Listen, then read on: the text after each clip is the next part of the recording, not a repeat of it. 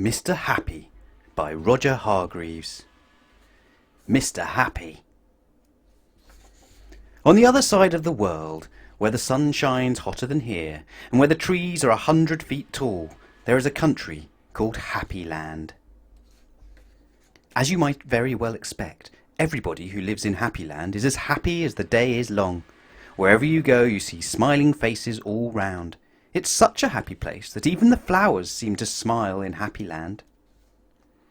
And as well as all the people being happy, all the animals in Happyland are happy as well.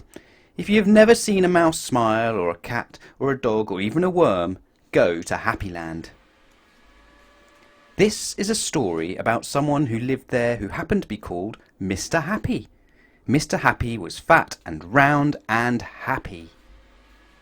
He lived in a small cottage beside a lake at the foot of a mountain and close to a wood in Happyland. One day, while Mr. Happy was out walking through the tall trees in those woods near his home, he came across something which was really rather extraordinary. There, in the trunk of one of the very tall trees, was a door. Not a very large door, but nevertheless a door. Certainly a door. A small, narrow, yellow door. Definitely a door. I wonder who lives here, thought Mr. Happy to himself, and he turned the handle of that small, narrow, yellow door. The door wasn't locked, and it swung open quite easily. Just inside the small, narrow, yellow door was a small, narrow, winding staircase leading downwards. Mr. Happy squeezed his rather large body through the rather thin doorway and began to walk down the stairs. The stairs went round and round and down and down and round and down and down and round. Eventually, after a long time, Mr. Happy reached the bottom of the staircase. He looked around and saw, there in front of him, another small, narrow door, but this one was red. Mr. Happy knocked at the door. "Who's there?" said a voice, and a sad, squeaky sort of a voice. "Who's there?" Mr. Happy pushed open the red door slowly, and there, sitting on a stool, was somebody who looked exactly like Mr. Happy, except that he didn't look happy at all. In fact, he looked downright miserable.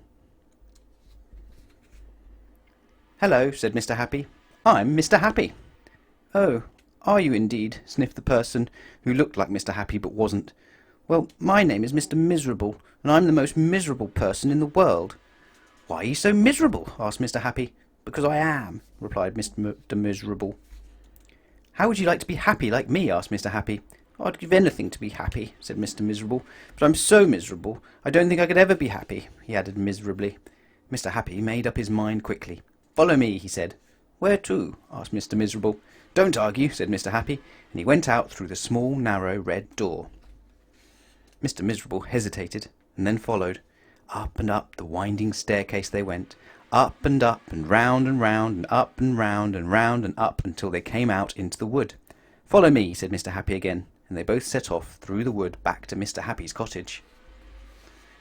Mr. Miserable stayed in Mr. Happy's cottage for quite some time, and during that time the most remarkable thing happened. Because he was living in Happyland, Mr. Miserable ever so slowly stopped being miserable and started to be happy.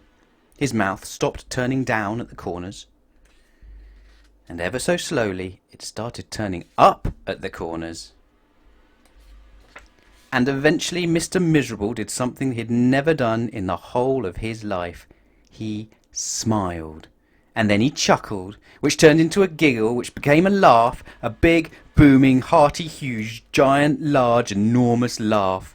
And Mr. Happy was so surprised that he started to laugh as well. And both of them laughed and laughed. They laughed until their sides hurt and their eyes watered.